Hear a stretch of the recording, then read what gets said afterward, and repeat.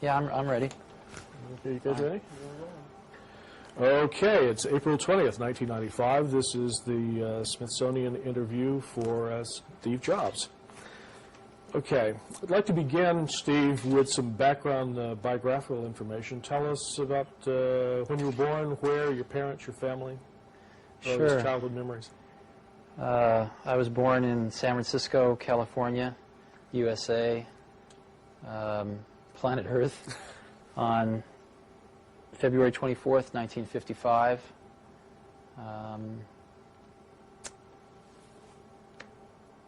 I could go into a lot of details of my youth, but I don't know that anybody would really care about that too much. Only mine in 300 years, because all this print's going to disintegrate. Tell me a little bit about your parents, your family. What are the earliest things you remember? 55, Eisenhower was still president. Yeah, I don't remember him, but I do remember growing up in the, sort of the very late 50s, early 60s. It was a very interesting time in the United States of America. America was sort of at its pinnacle of post-World War II prosperity, I think, and everything had been fairly straight and narrow, from haircuts to culture in every way, and it was just starting to kind of broaden into the 60s where things were going to start expanding out in new directions. But it hadn't quite gone that way, and everything was still very successful, very young. America was seen very, very young and naive in many ways to me, from my memories of that time. Yeah, so you would have been about 5 or 6 years old when John Kennedy was right, I remember president. John Kennedy being assassinated. I remember the exact moment I heard that he had been shot. Where were you when I was walking across the grass of my schoolyard going home at about 3 in the afternoon, and somebody yelled out that the president had been shot and killed. And I must have been about 7 or 8 years old then, I guess. And I knew exactly what it meant. I also remember very much the Cuban Missile Crisis. I probably didn't sleep for 3 or 4 nights because I was afraid if I went to sleep I wouldn't wake up. And I absolutely, even at, I guess I was about 6, 7 years old. Yeah. Again, I understood exactly what was going on. I think everybody did. And it was really a terror that I will never forget in my life, and probably has never really left. And I think that everyone felt it at that time. Oh, yeah. Those of us who were older, I remember being in high school and making plans of where we'd meet if the country was devastated. It was a strange, strange time. One of the things we're trying to get a handle on is sort of passion and power, and early things that you were passionate about, that you were really interested in, that you think... Well, I was very lucky. I had a father named Paul who was a pretty remarkable man. He'd never graduated from high school.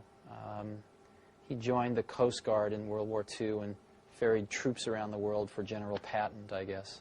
And I think he was always getting into trouble and getting busted down to what's private, I think, is the lowest, right? Yeah. But he was a machinist by trade and worked very hard and was kind of a genius with his hands. And he had a workbench out in the garage where, when I was about 5 or 6, he sectioned off a little piece of it and said, "Steve, this is your workbench now." And he gave me some of his smaller tools, showed me how to use a hammer and a saw and how to build things. And it really was very good for me. He spent a lot of time with me teaching me how to build things, take things apart, put things back together. And one of the things that he touched upon was electronics.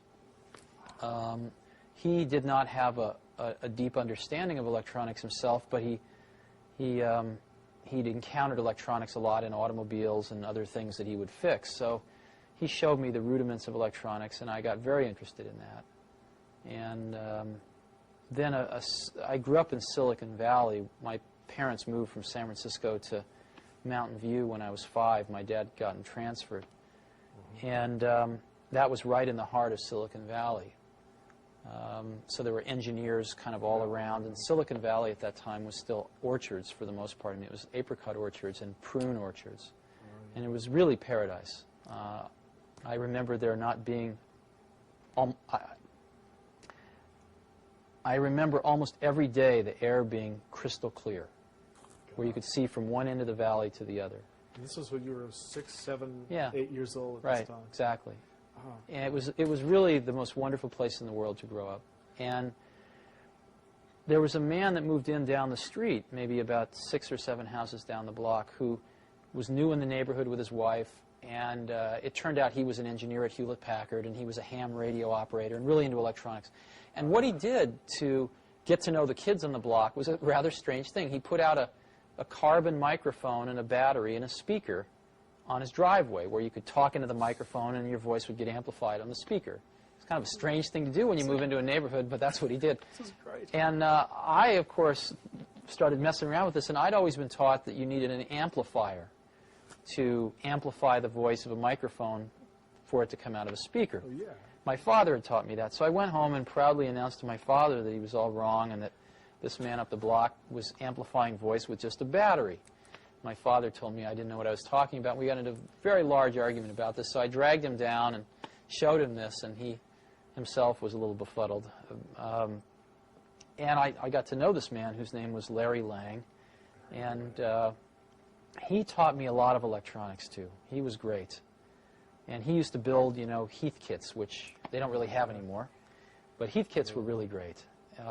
These Heathkits were these products that you would buy in kit form. You'd actually pay more money for them than you would if you just went and bought the finished product, if it was available. But these Heathkits would come with detailed manuals and on how to put this thing together, and all the parts would be laid out in a certain way and color-coded, and you'd actually build this thing yourself. And I would say that gave one several things. It gave one an understanding of what was inside a finished product and how it worked, because it would all include a theory of operation. But maybe even more importantly, it gave one the sense that one could build the things that one saw around oneself in the universe. I mean, you see, these things were not mysteries anymore. When you looked at a television set, you would think, well, I haven't built one of those, but I could. There's one of those in the Heathkit catalog, and I built 2 other Heathkits, so I could build a television set.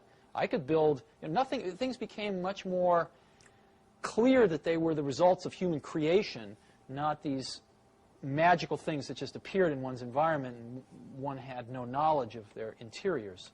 So it gave one a tremendous degree of self-confidence that through exploration and learning one could understand seemingly very complex things in one's environment. And so, you know, that was my childhood was very fortunate in that way. Yeah, I had a rough time in school. It sounds like you were really lucky to have your dad as both a sort of a mentor and a hero. And I was going to ask you about school. What was the formal side of your education like? A good, bad, school was pretty hard for me at the beginning. My mother had taught me how to read before I got to school, and so when I got there, I really just wanted to do 2 things. I wanted to read books, because I loved reading books, and I wanted to go outside and chase butterflies and do all the things that, you know, 5-year-olds like to do. And I encountered authority of a different kind than I'd ever encountered before, and I did not like it. And they almost got me. They came this close to really beating any curiosity out of me. By the time I was in 3rd grade, I'd had a good buddy of mine, Rick Ferrantino, and the only way we had fun was to create mischief. And we used to do things like, I remember one time we traded everybody. There was a big bike rack where everybody put their bikes, maybe 100 bikes in this bike rack, and we traded everybody our lock combinations for theirs on an individual basis, and then went out one day and put everybody's lock in everybody else's bike, and it took them until about 10 o'clock that night to get all the bikes unsorted and stuff like that. We'd set off explosives in teachers' desks and stuff, and it was pretty serious. We got kicked out of school a lot, and in 4th grade I encountered one of the other saints in my life, which was they discovered they were going to put me and this guy Rick Ferrantino into the same 4th grade class, and the principal said at the last minute, no, bad idea, separate them. So this teacher, Mrs. Hill, said, I'll take one of them, and she taught the advanced 4th grade class, and thank God I was the random one that got put in her class. And she watched me for about 2 weeks, and she then approached me. She said, Stephen, I'll tell you what, I'll make you a deal. I have this math workbook, and if you take it home and finish it on your own without any help, and you bring it back to me, if you get it 80% right, I will give you $5 and one of these really big suckers. She bought it. She held it out in front of me, one of these giant things. And I looked at her like, are you crazy, lady? You know, nobody's ever done this before. And, of course, I did it. And she basically bribed me back into learning with candy and money. And what was really remarkable was that, you know, before very long, I had such a respect for her that I sort of reignited my desire to learn.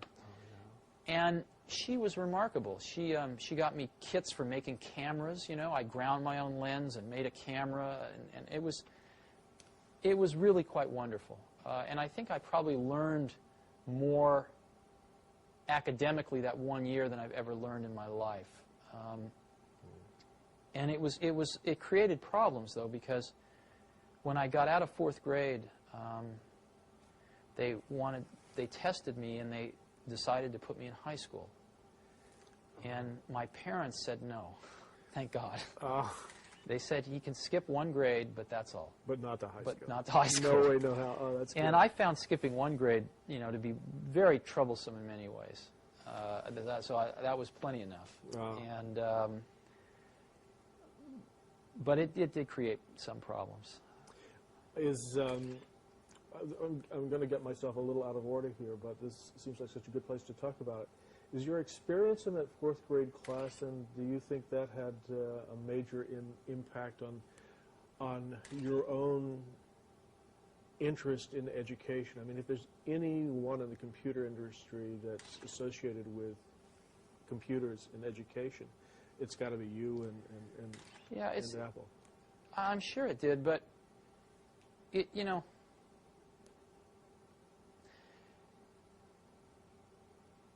I'm a very big believer in equal opportunity as opposed to equal outcome.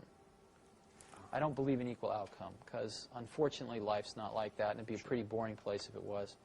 But I really believe in equal opportunity, and equal opportunity to me, more than anything, means a great education.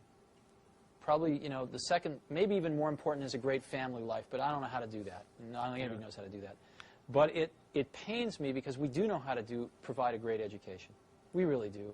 If we got our act together, we could make sure that every young child in this country got a great education. And we fall far short of that. And I know from my own education that if I hadn't encountered 2 or 3 individuals that spent extra time with me, I'm sure I would have been in jail. I'm 100% sure if it hadn't have been for Mrs. Hill in 4th grade and a few others, but maybe even especially her, I absolutely would have ended up in jail. Because I could see those tendencies in myself to sort of have a certain energy to do something, and it could have been directed to doing something interesting that other people thought was a good idea, or doing something interesting that other people maybe didn't like so much. Yeah, put you in jail, right? And so, I think when you're young, a little bit of course correction goes a long way. And I think it takes pretty talented people to do that. And I don't know that enough of them get attracted to go into public education. You can't even support a family on what you get paid. On what you get paid. And if you're smart, I sort of feel if somebody's smart enough that you want to turn your kids over to them for the majority of their childhood. I mean, the majority of their waking hours in their childhood are spent not with your parents, but with your teachers. Sure. I'd like the people that are teaching my kids to be good enough that they could get a job at the company I work for making $100,000 a year. Mm-hmm. Well, why should they work at a school for $35,000, $40,000 a year if they could get a job here at $100,000 a year? Absolutely. I mean, that's not is that an intelligence test? I mean, yeah, so exactly. I think we should basically be hiring them and paying them $100,000 a year. But the problem there, of course, is the unions. The unions are the worst thing that ever happened to education, because it's not a meritocracy. Yeah, exactly. It turns into a bureaucracy, which is exactly what's happened. And teachers can't teach, and administrators run the place, and nobody can be fired. It's terrible. Well, some people say that that this new technology may be the networking world, if you will, may be a way to bypass that. Are you optimistic? No, I absolutely don't believe that. And as you pointed out, I've probably helped put more computers in more schools than anybody else in the world, and I'm up until this point in time, and I'm absolutely convinced that that is by no means the most important thing. Now, the most important thing is another person that incites your curiosity, that guides your curiosity, that feeds your curiosity. And machines cannot do that in the same way people can. The elements of discovery are around you. You don't need a computer to know. I mean, you know, here. Why does that fall? You know why? Nobody knows why. Nobody in the entire world knows why that falls. We can describe it pretty accurately, but no one knows why. I don't need a computer to get a kid interested in that, to spend a week playing with gravity and trying to understand it and come up with reasons why. But you do need a person. You do need a person.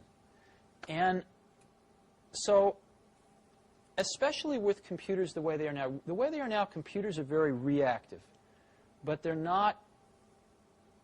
are not proactive. They are not agents, if you will. And they are very reactive. So what children need is something much more proactive.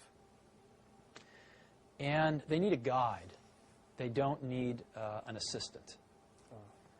And I think we have the material to solve this problem in the world. It's just being deployed in other places. And I've been very strong believer that what we need to do in education is go to the full voucher system. I know this isn't what you care about, but this is what I care about a great deal. Well, and this is exactly what we care about. Okay, great. This was believe it or not, this was at the end, and we're one of the things that I feel is that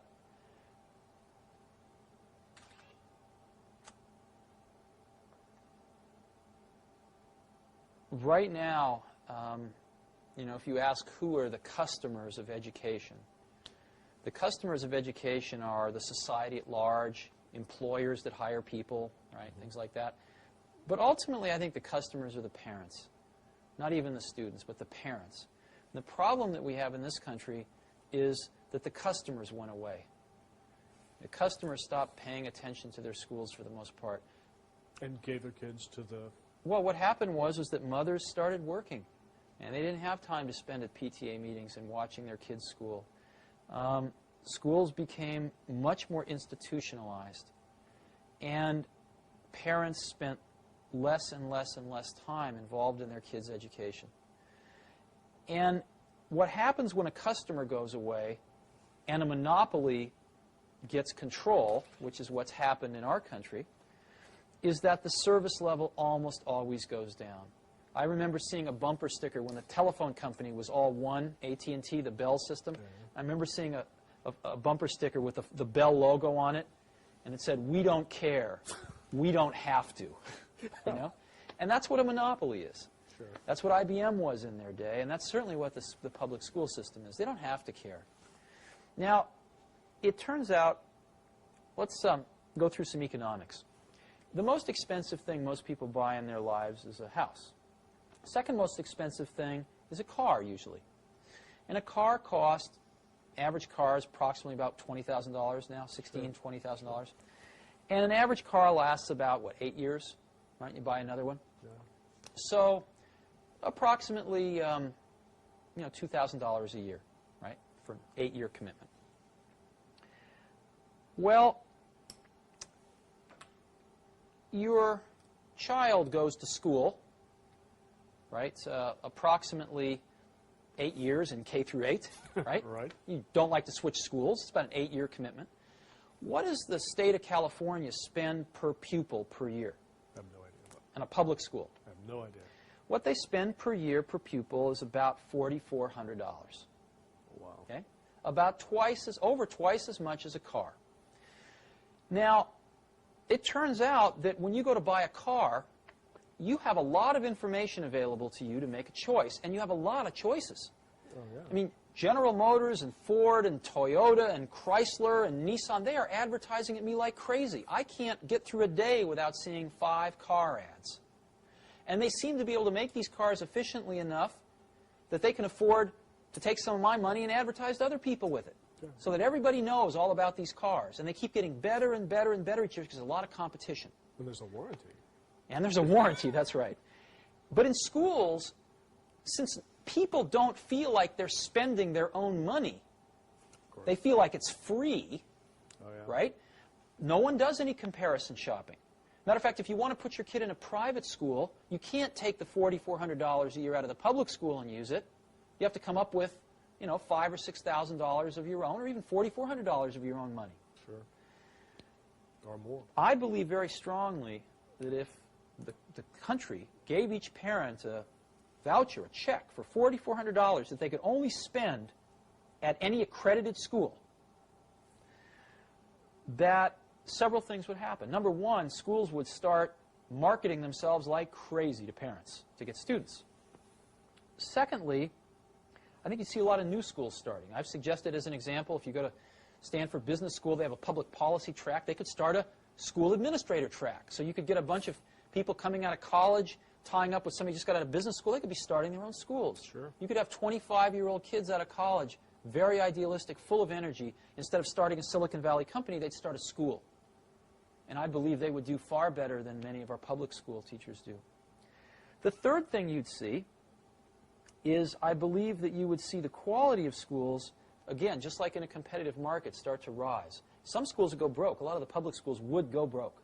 There's no question about it. It would be rather painful for the first several years. And deservedly so.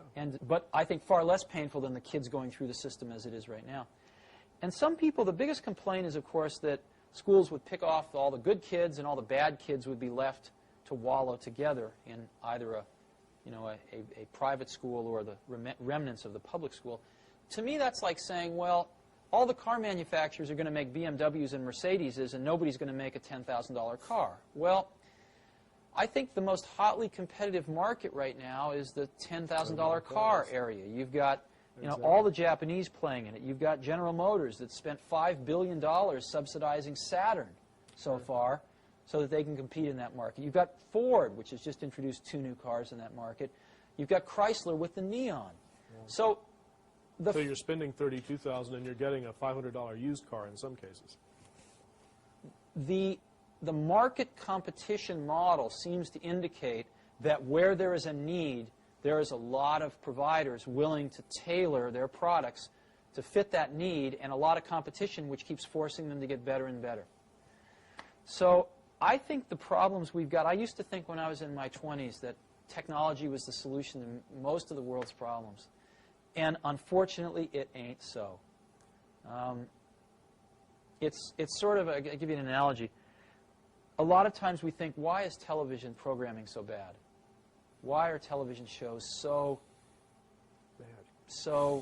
demeaning, so poor? And the first thought that occurs to you is, well, there's a conspiracy. The networks are feeding us this slop because it's cheap to produce, because of this, because of that. It's the networks that are controlling this, and they are feeding us this stuff to try to dumb down the American public. But the truth of the matter, of course, if you study it in any depth, is the networks absolutely want to give people what they want so that they watch the shows. If people wanted something different, they would get it. And the truth of the matter is, the shows that are on television because that's what people want. The majority of the people in this country want to turn on the television and turn off their brain. And that's what they get. And that's far more depressing than a conspiracy. Conspiracies are much more fun than the truth of the matter, which is that a vast majority of the American public are pretty mindless most of the time. I think the school situation is equally, there's a parallel here when it comes to technology. It is so much more hopeful to think that technology can solve the problems that are really more human and more organizational and more political in nature. And it ain't so. we need to attack these things at the root, which is people, and how much freedom we give people, the competition that will attract the best people. Unfortunately, the side effect of pushing out a lot of 46-year-old teachers that lost their spirit, 15 years ago and shouldn't be teaching right now. So I think I feel very strongly about this. And I wish it was as simple as giving every kid a computer, but it won't work. Yeah, and I'm really glad we had a chance to talk about it up front. Sure. I'm going to change the tape Sure. and go back. I'm sorry? I'm sure the NEA will grab.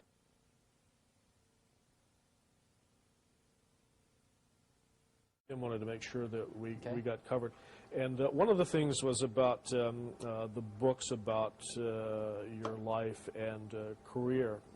So much has been written about you. Rather than go over a lot of those stories, I was going to ask if there are any of those books, or which one do you think is the best and the fairest, and if there are aspects that of your career that you think have been left out that you'd like to have addressed. I have to tell you truly, I'm pretty ignorant about that because I haven't read any of them. Oh.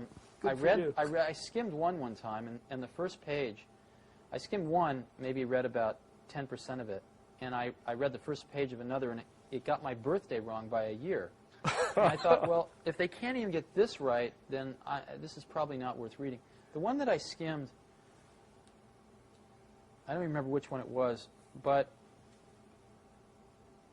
I've always considered part of my job was to keep the quality level of people in the organizations I work with very high. I mean, that's what I consider one of the few things I actually, can contribute individually myself versus the team that I work with is to really try to instill in the organization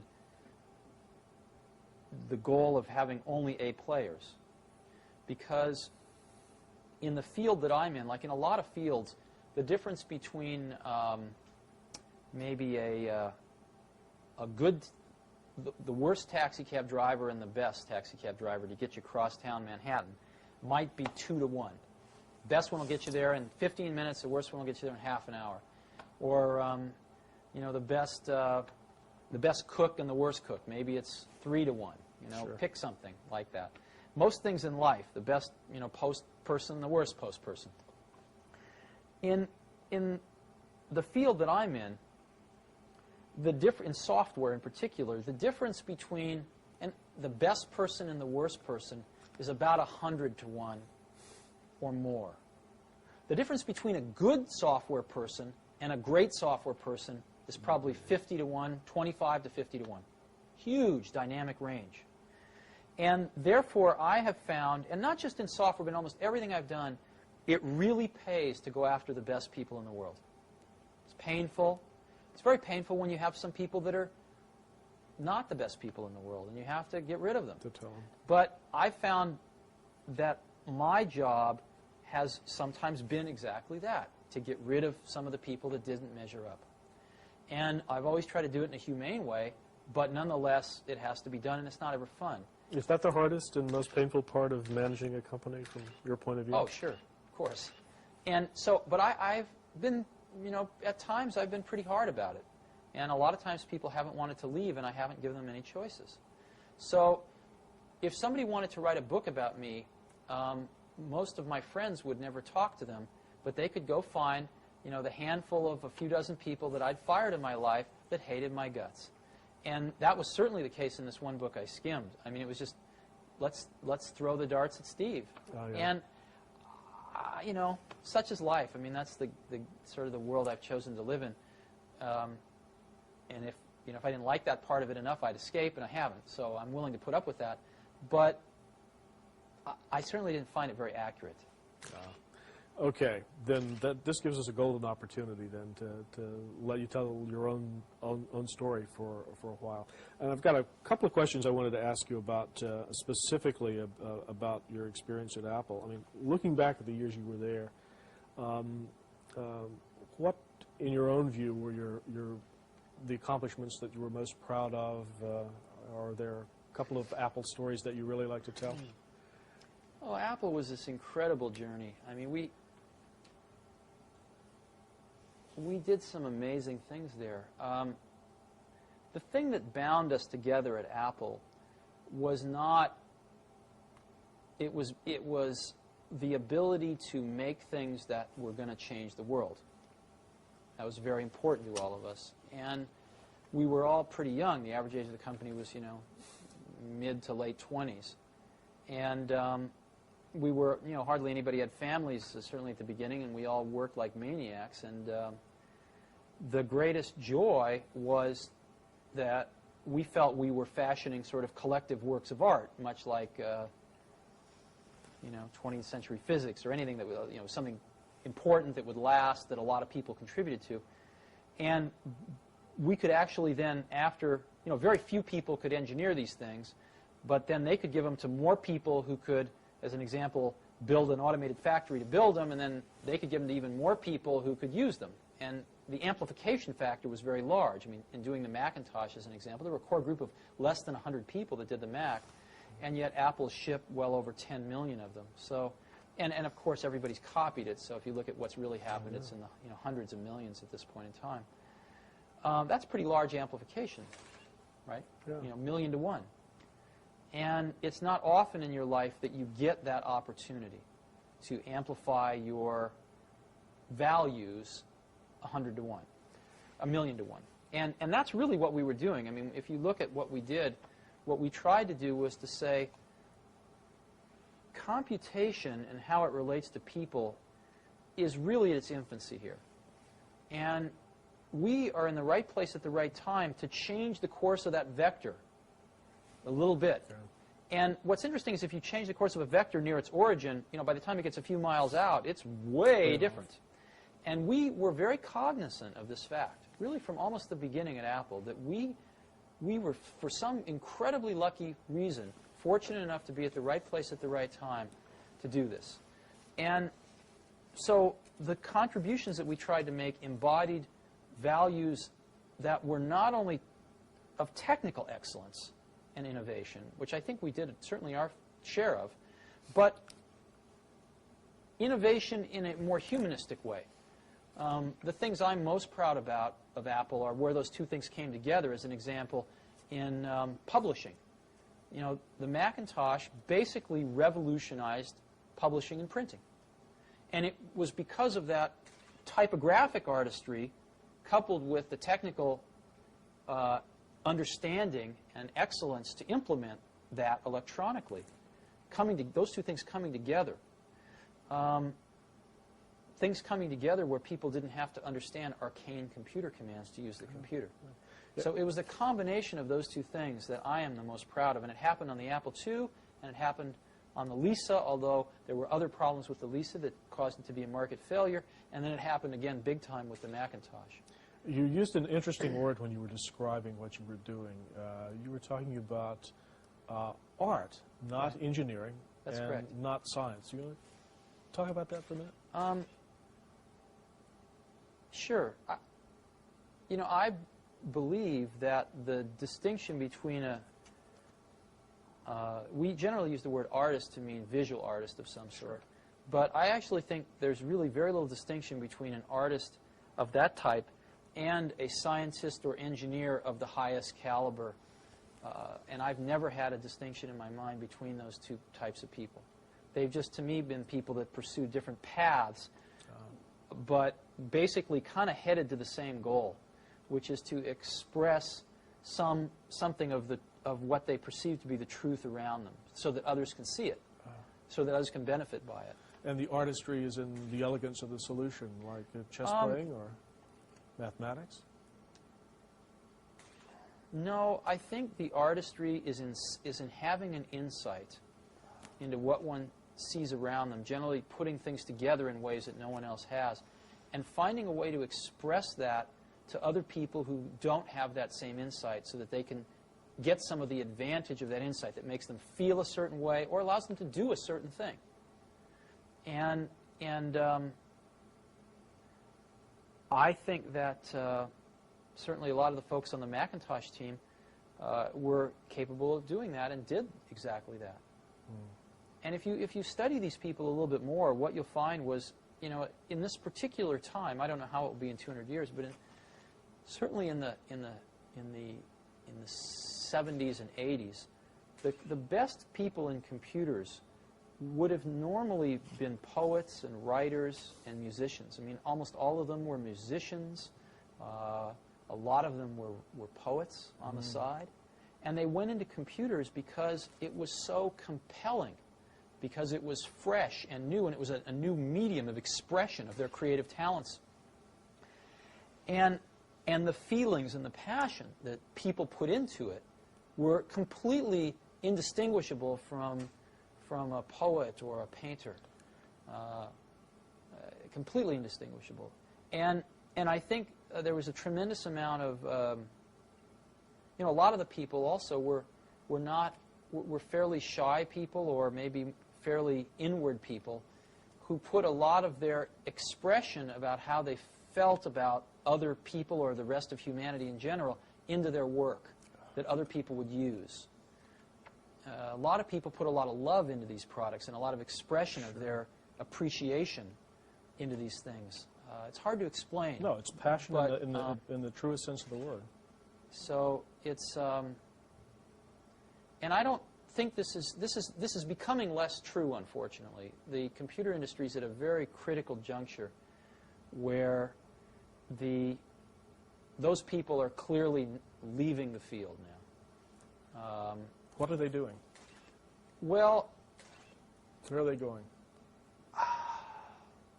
Hard to say. They're not being attracted by something else. They're being driven out of the computer business.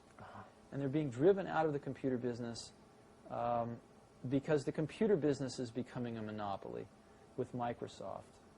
And without getting into whether Microsoft gained this position legally or not, who cares? The end product of the position is that the ability to innovate in the industry is being sucked out dry. And I think the smartest people have already seen some of the writing on the wall and are starting to exit. And I think some of the smartest young people are really bailing out, questioning whether they're going to even get in. Yeah. So hopefully things will change over time, but I think it's kind of a dark period right now. We're entering that. Well, Apple had a reputation as a company that absolutely broke a mold and set its own course. Looking back from where you are today with Next, do you think, with what you know now, that as Apple grew big, it could have sustained that original approach? Or did it have to become a big standard American computer funny company? Question. Apple did grow big and sustain that approach. When I left Apple, it was a $2 billion company. I mean, that's not too small. We were Fortune 300 and something, like the 350th largest company in the country. When the Mac was introduced, we were a $1 billion corporation. So Apple, grew from nothing to $2 billion when I was there. That's a pretty high growth rate. And it grew 5 times since I left, basically on the back of the Macintosh. So I think what's happened since I left in terms of growth rate's been trivial compared with what it was like when I was there. No, what ruined Apple wasn't growth. What ruined Apple was values. John Sculley ruined Apple, and he ruined it by bringing a set of values to the top of Apple which were corrupt, and that corrupted some of the top people that were there, drove out some of the ones that were not corruptible, and brought in more corrupt ones, and paid themselves literally, collectively, tens of millions of dollars, and cared really more about their own glory and wealth than they did about what built Apple in the first place, which was making great computers for people to use. They didn't care about that anymore. And they didn't have a clue about how to do it.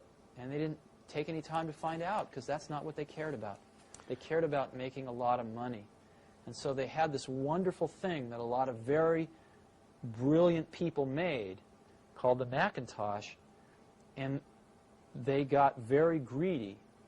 And instead of following the original trajectory of the original vision, which was to make this thing an appliance and get this out there to as many people as possible, they went for profits, and they made outlandish profits for about 4 years. One of the most profitable companies in America for 4 years. And what that cost them was their future. Because what they should have been doing is making rational profits and going for market share, which is what we'd always tried to do. And Macintosh would have had a 33% market share right now, maybe even higher. Maybe it would have been Microsoft, but we'll never know.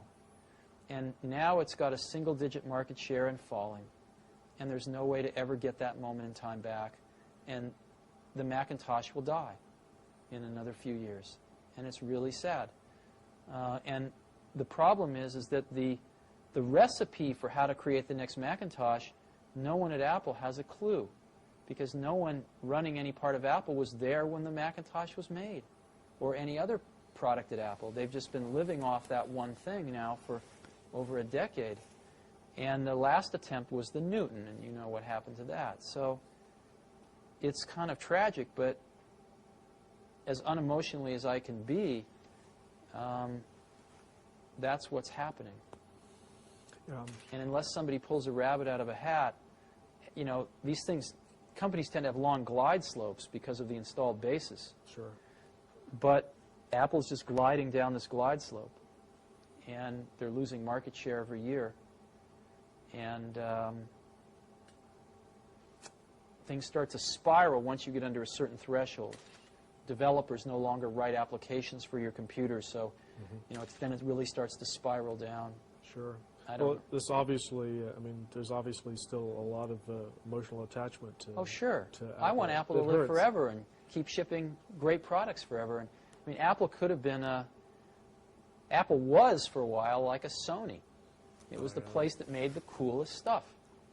Is there a user of Apple or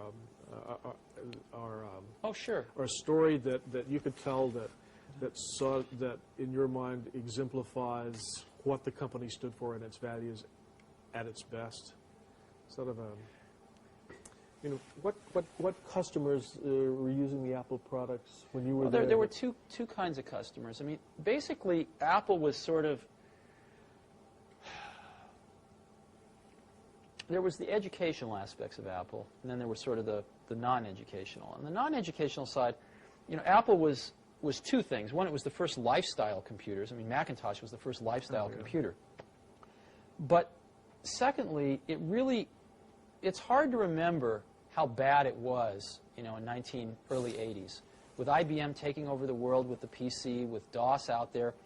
It was far worse than the Apple II. And they tried to copy the Apple II, and they'd done a pretty bad job, and you needed to know a lot. And so things were kind of slipping backwards. And Macintosh was, you saw the 1984 commercial. Oh, yeah. I hope you have that in your archives. You know, Macintosh was basically this relatively small company, you know, in Cupertino, California, taking on the Goliath, IBM, and saying, wait a minute, your way is wrong. This is not the way we want computers to go. This is not the legacy we want to leave. This is not what we want our kids to be learning. This is wrong, and we are going to show you the right way to do it. And here it is. It's called Macintosh, and this is so much better that it's going to beat you. And we are going to do it. Oh, yeah. And that's what Apple stood for, was that. And that was one of the things. The other thing was, you can go a little further back in time, and you know, Apple IIs, one of the things that built Apple was schools buying Apple IIs. But even so, there was, I think, only about 10% of the schools that had a computer, even one computer in them, in 1979, I think it was. And when I grew up, I was, again, lucky because I was in Silicon Valley. When I was 12, I think I saw my first computer. 10 or 11, maybe 11 or 12. It was down at NASA Ames. And I didn't see the computer. I saw a terminal, and there was theoretically a computer on the other end of the wire. And I fell in love with it. And I saw my first desktop computer at Hewlett-Packard, which was one of their, it was called the 9100A. It was the first desktop computer in the world. Ran BASIC and APL, I think. And I fell in love with them. And I thought, as we looking at these statistics in 1979, I thought, you know, if there was just one computer in every school, some of the kids would find it, you know. Yeah. If it was just there, someone will find it, and it will change their life.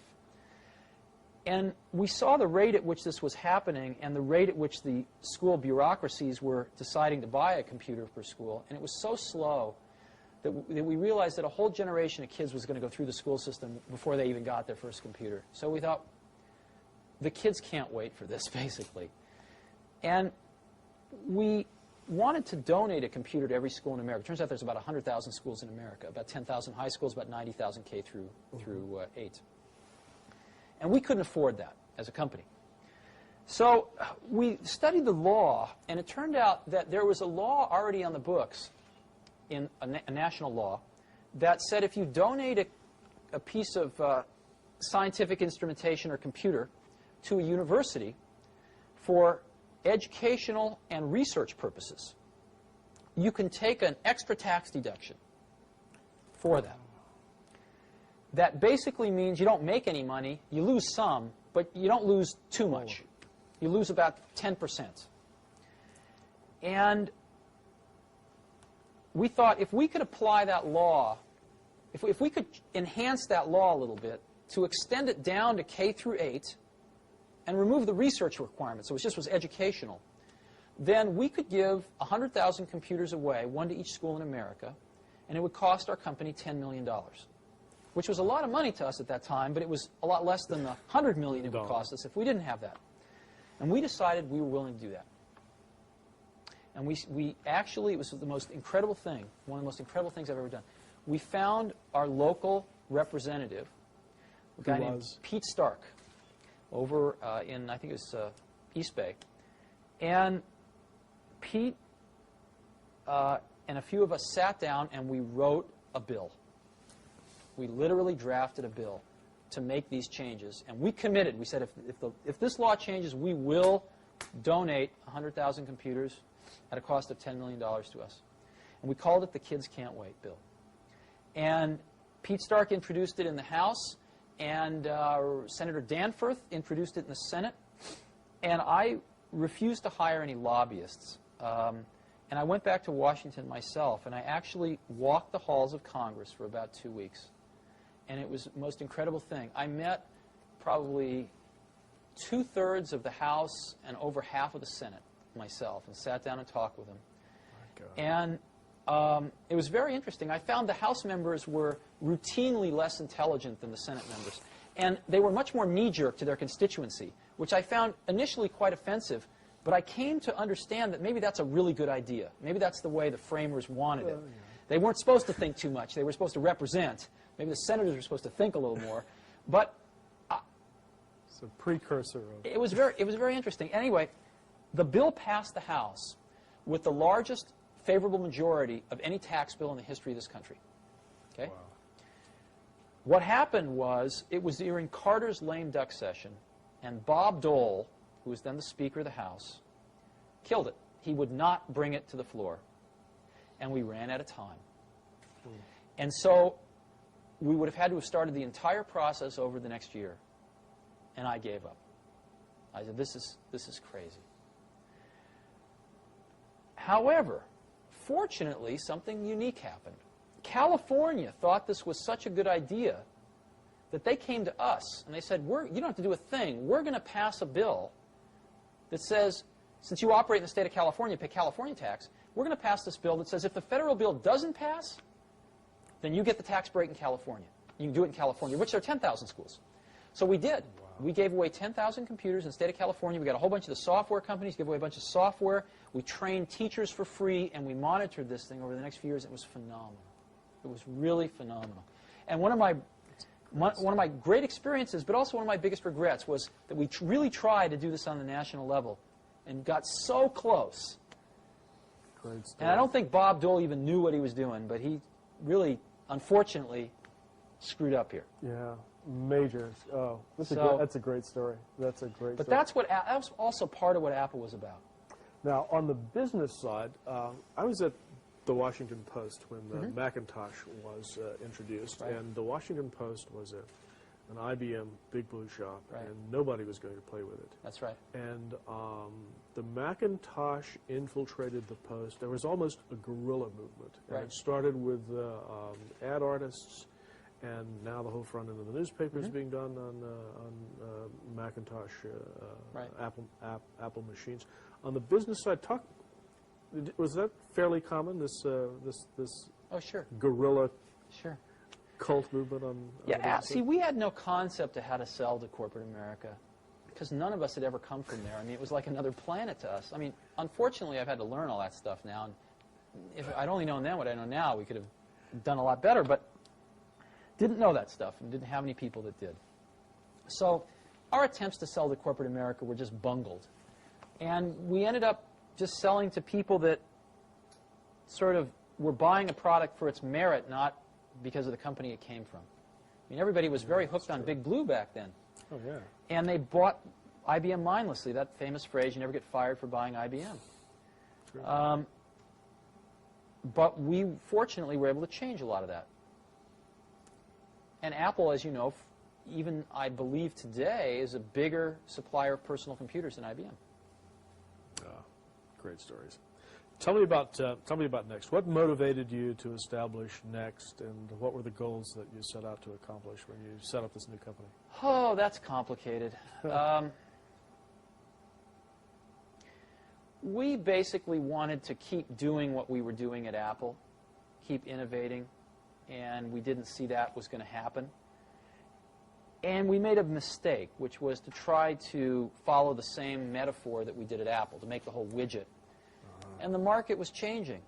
The industry was changing. The scale was changing.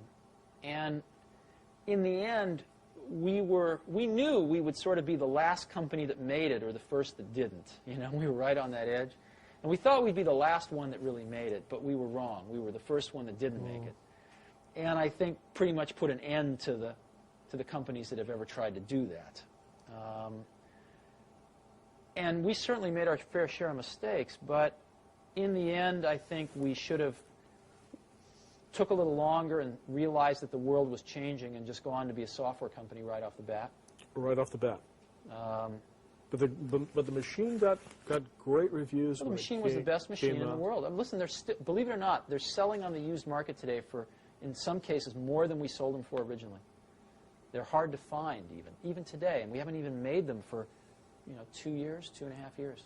What are the features that people, are there features on the old Next machine, it's not that old, that are still missing from computers today? Or? Oh, sure. What? Tell us about it. Well, first of all, it was a totally plug-and-play machine. Right? Except for Macintosh, that's hard to find. It was an extremely powerful machine, way beyond the Macintosh. So it sort of combined the power of the workstations with this plug-and-playness of the Mac, which is quite nice. Second of all, the machine had sort of a fit and finish that you don't find today. Beautiful. No, I don't just mean in packaging. I mean in sort of operation. Simple things to complex things. Simple things like soft power on and off. I mean, trivial little thing, but as you know, one of the biggest reasons people lose information in computers is they turn them off at the wrong time. And when you get into a multitasking network system, that can happen. That can even have much more severe consequences. So, we were the first people to ever do that, still some of the only people to do that, where you push a button and you tell the computer, you request the computer to turn off, it figures out what it needs to do to shut down gracefully and then turns itself off. Of course, the Next computer was the first computer with built-in, high-quality sound, CD-quality sound, and most people do that now, which is great. It took them a long time, but most people do that now. Yeah, just ahead of its time. Yeah, just ahead of its time. But change the tape. I need. Ready to roll? Tell me about the Next Step software. What makes it different? What trends does it respond to? That's the real gem. I'll tell you an interesting story. When I was at Apple, a few of my acquaintances said, you really need to go over to Xerox PARC, which was Palo Alto Research Center, PARC, and see what they've got going over there. Now, they didn't usually let too many people in, but I was able to get in there and see what they were doing, and I saw their early computer called the Alto, which was a phenomenal computer. And they actually showed me 3 things there that they had working in 1976. I saw them in 1979. That took really until a few years ago for us to fully recreate, for the industry to fully recreate, in this case with NextStep. However, I didn't see those 3 things. I only saw the first one, which was so incredible to me that it saturated me. It blinded me to see the other 2. And it took me years to sort of recreate them or rediscover them and incorporate them back into the model. But they were very far ahead in their thinking. They didn't have it right. I mean, the stuff they had done was not really right, but it was the germ of the idea of all 3 things was there. And the 3 things were graphical user interfaces, object-oriented computing, and networking. Let me go through those. Graphical user interfaces. The Alto had the world's first graphical user interface. It had windows. It had a crude menu system. It had crude panels and stuff.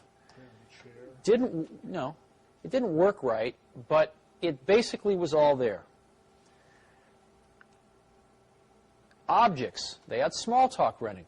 The world's first, or not the first, but really basically the first object-oriented language. Simula was sort of the first, but Smalltalk was the first official object-oriented language. Third, networking. They invented Ethernet there, as you know, and they had about 200 Altos with servers hooked up in a local area network there, doing email and everything else over the network, all in 1979. I was so blown away with the potential of the germ of that graphical user interface stuff I saw that I didn't even assimilate or even stick around to investigate fully the other 2. What NextStep was the completion of turning some of that vision into a reality, incorporating the world's first truly commercial object-oriented system, NextStep, and really for its time being the most networked system in the world when it came out. And I think the world has made a lot of progress in networking, but hasn't yet crossed the hurdle into objects. And what's happened with NextStep is it's really started to get adopted by some very large corporate customers and is now the most popular object-oriented system in the world, as objects are on the threshold of starting to move into the mainstream. And so the company last year recorded its first profit in its 9 years history and sold $50 million worth of software. I think we're going to have some significant growth this year. And it's fairly clear that Next can get up to being a few $100 million software company in the next 3 or 4 years and be the largest company offering objects until Microsoft comes into the market at some point in time, probably with a pretty half-baked product. Some people say that in the future, object-oriented software is going to be the only kind of... Of course that's true. Yeah, the minute... I remember it being at Xerox in 1979 because it was one of those sort of apocalyptic moments. Yeah.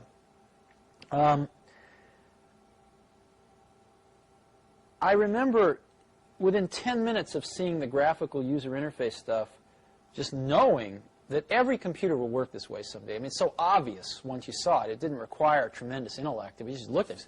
Of course, every computer is going to work this way. This is so clear. The minute you understand objects, it's exactly the same feeling. All software will be written using object-oriented technology someday. You can argue about how long it's going to take, i.e. when, You can argue about who the winners and losers are going to be, but I don't think a rational person can argue about its inevitability. Give me your thoughts on the current status and the future of the Internet and the commercial online services and how they're affecting computer development.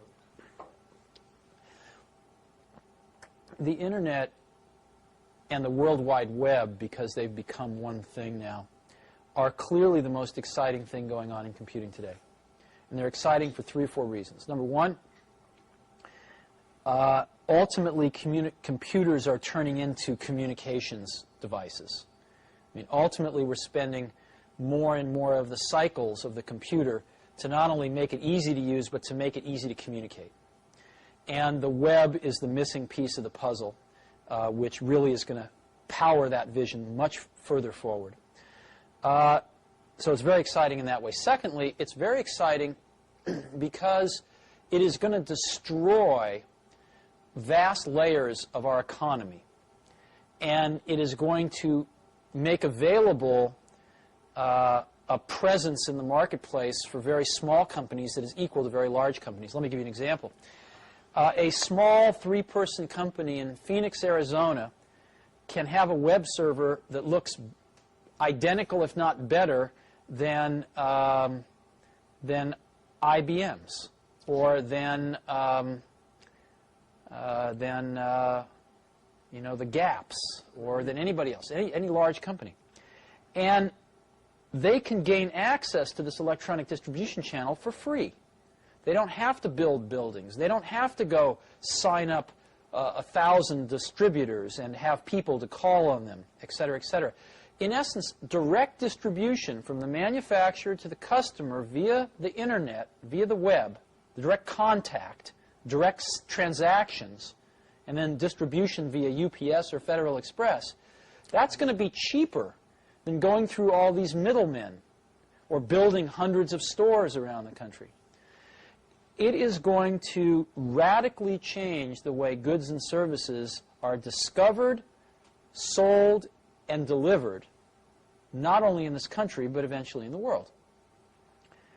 And as you know, electrons travel at the speed of light, and so it tends to bring the world much closer together in terms of providers and customers. That's very exciting. The leveling of big and small, the leveling of close, near, and distant. The third reason it's very exciting is because Microsoft doesn't own it, and I don't think they can. I think it's the one thing in the industry that Microsoft probably could never own.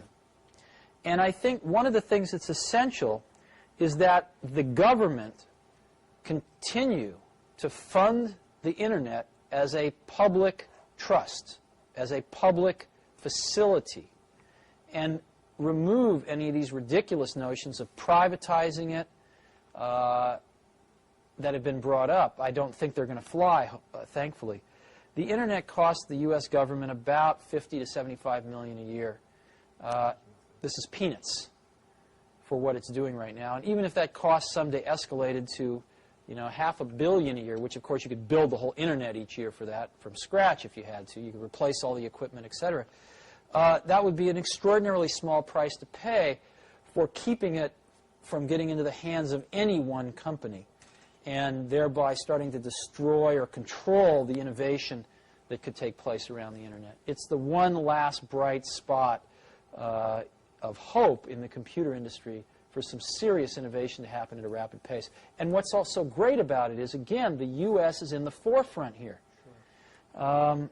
That's what's great about the whole personal computer and software industry, but this is another example of where the U.S. is in the forefront. I think it should be kept open. It should be kept free. Yeah. How do you feel about? I mean, the World Wide Web is becoming a global phenomenon. Yes. Well, are you optimistic about it staying free? Yes, I am optimistic about it staying free. But before you say it's global too fast, it's estimated that over 1/3 of the total Internet traffic in the world originates or destines in California. So I actually think this is pretty typical, where California, again, is certainly in the leading edge of this not only technical but cultural shift. So I do expect the web to be a worldwide phenomenon, distributed fairly broadly. Right now, I think it's a U.S. phenomenon that's moving to be global, and again, very concentrated in certain pockets, California being one. Oh yeah, well, 85% of the world doesn't have access to a telephone yet, so, but potential there, and you're pretty optimistic. Tell me about Pixar. Pixar is very interesting. I got hooked up with some folks. Again, a friend of mine told me I should go visit these crazy guys up in San Rafael, California, who were working at Lucasfilm. Now, George Lucas, whom you know, produced the Star Wars film trilogy, was a smart guy. And at one point, when he had a lot of money coming in from these films, realized that he ought to start a technology group. He had a few problems he wanted to solve. Let me give you an example of one. When you make a copy of an analog audio recording, like a tape cassette to another tape cassette, you pick up noise artifacts. In this case, hiss on the tape. If you make a second-generation copy, it gets worse exponentially. The same is true of optical analog copies. If you take a piece of film, make an optical copy, you pick up noise artifacts, in this case optical noise, which comes across as blurriness in some cases, comes across as other noise artifacts in other cases. Now, George, to make Star Wars, actually had to composite together up to 13 pieces of film for each frame. The matte paintings for the backgrounds might be a few pieces of film. The models might be a few pieces of film. The live action might be a few pieces of film. Some special effects might be a few pieces of film. And every time he'd make a copy to composite two together, then add a third, then add a fourth, he was adding noise artifacts in each generation.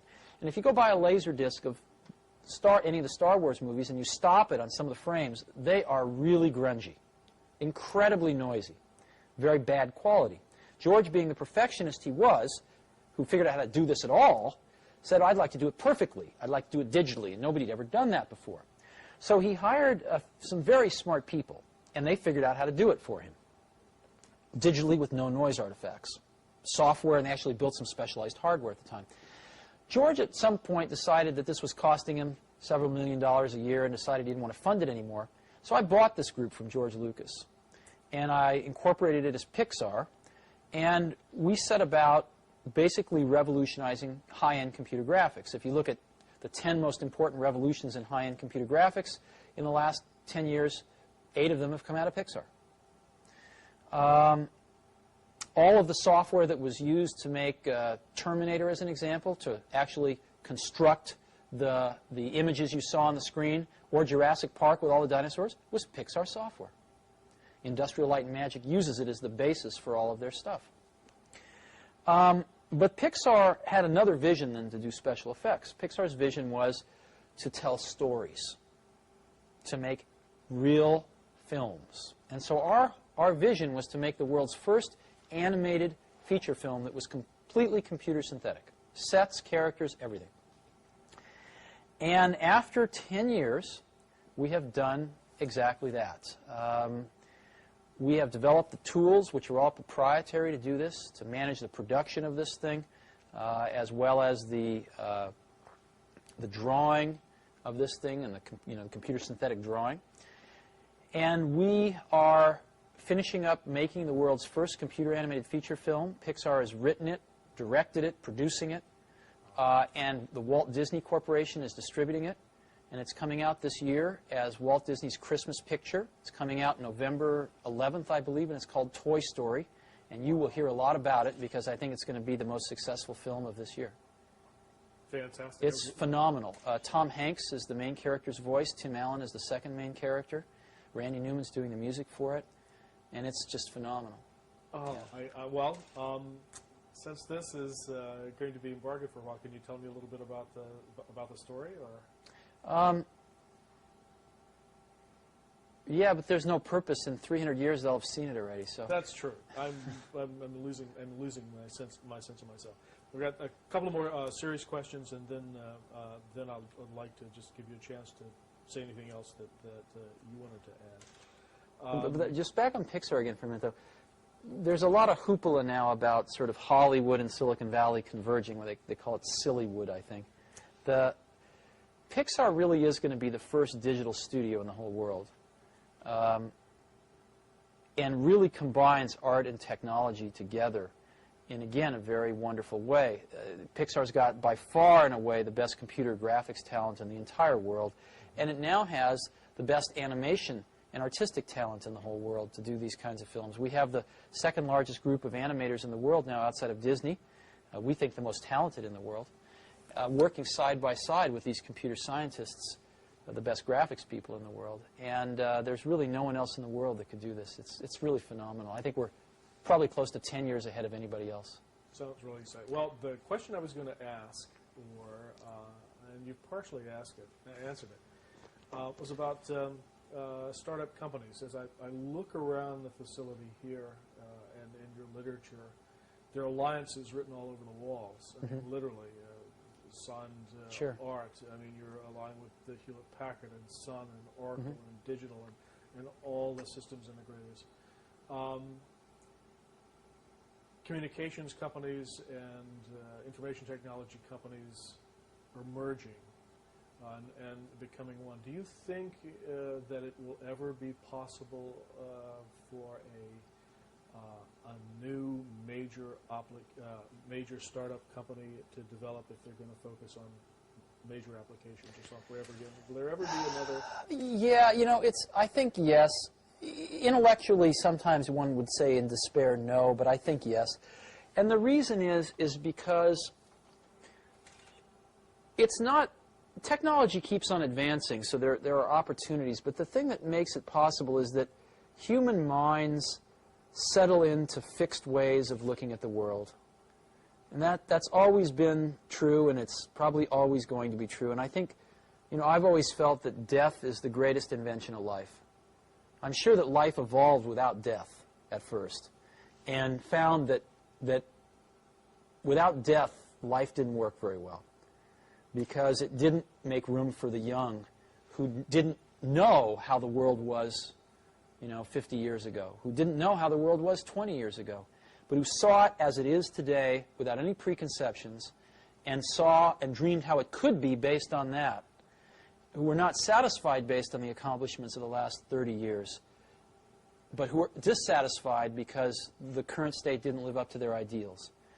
Without death, there would be very little progress. And so one of the things that happens in organizations as well as in people is they settle into ways of looking at the world and become satisfied with those. And the world changes and keeps evolving, and new potential arises, but these people that are settled in don't see it. And that's what gives startup companies their greatest advantage, is the sedentary point of view of large companies. And in addition to that, large companies usually do not have very efficient communication paths from the people closest to some of these changes at the bottom of the company to the top of the company, which are the people making the big decisions. And so by the time, there may be people at the lower levels of these companies that see these changes coming, but by the time the word ripples up to the highest levels where they can do something about it, sometimes 10 years passes. And even in the case where part of the company does the right thing, at the lower levels, usually the upper levels screw it up somehow. I mean, IBM in the personal computer business was a good example of that. So I think as long as humans don't solve this human nature trait of sort of settling in to a world view after a while, there will always be opportunity for young companies as well as young people to innovate, as it should be. And that was going to be my closing question before I gave you a chance to just sort of free associate on your own. And that is to talk to young people who sort of look to you as a role model.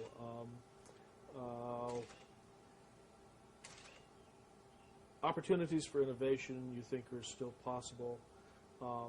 What are the factors for success for young people today, and what pitfalls should they avoid? If you're playing the role of elder statesman, for entrepreneurs? Yeah, for young entrepreneurs. Oh, I get asked this a lot, and I have a pretty standard answer, which is a lot of people come to me and they say, well, I want to be an entrepreneur. And I go, oh, that's great. What's your idea? And they go, well, I don't have one yet. And I say, well, I think you should go get a job as a busboy or something until you find something you're really passionate about, because it's a lot of work. And I'm convinced that about half of what separates the successful entrepreneurs from the non-successful ones is pure perseverance. It is so hard. You pour so much of your life into this thing, and there are such rough moments in time that most people give up. I don't blame them. I mean, it's really tough, and it consumes your life. I mean, if you've got a family and you're in the early days of a company, I can't imagine how one could do it. I'm sure it's been done, but it's rough. I mean, because it's pretty much an 18-hour-a-day job, 7 days a week for a while.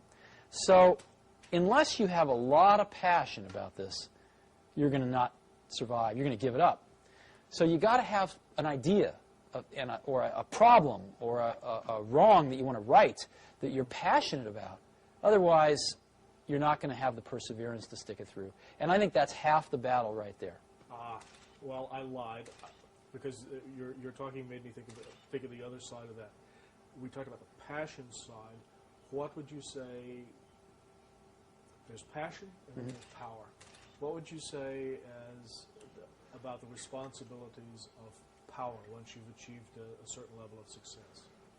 Power? Yeah. What is that? You need passion to build a company like Apple or IBM or any other major company. But once you've taken the passion to that level and have built a company and are in a position like Bill Gates at Microsoft or anybody else, yourself, what are the responsibilities of those who have succeeded and have economic power, social power? I mean, you've changed the world. What are your responsibilities within that framework or paradigm? Oh, I mean, that question can be taken on many levels. Obviously, if you're running a company, you have responsibilities. But as an individual, I don't think you have responsibilities. I think the work speaks for itself. And I don't think that people have special responsibilities just because they've done something that other people, like or don't like or what have you. I think the work speaks for itself. I think people can choose to do things if they want to. But, I mean, we're all going to be dead soon. That's my point of view. Somebody once told me, they said, live each day as if it will be your last, and one day you'll certainly be right. And I do that. And I really, you never know when you're going to go. But you are going to go pretty soon. And if you're going to leave anything behind, it's going to be, your kids, a few friends, and your work, right? So that's what I tend to worry about. I don't tend to think about responsibility.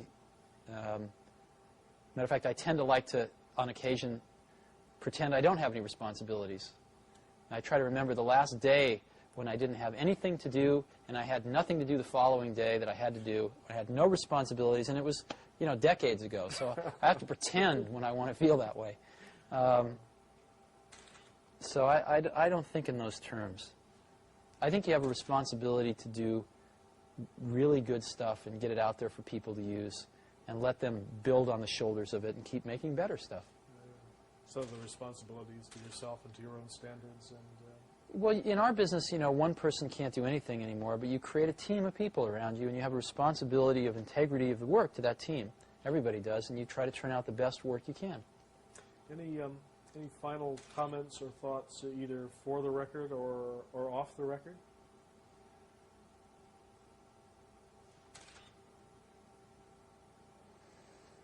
No, not really. Time frame's an interesting thing when you think about people, looking back. I do think when people look back on this in 100 years, they're going to see this as a remarkable time in history.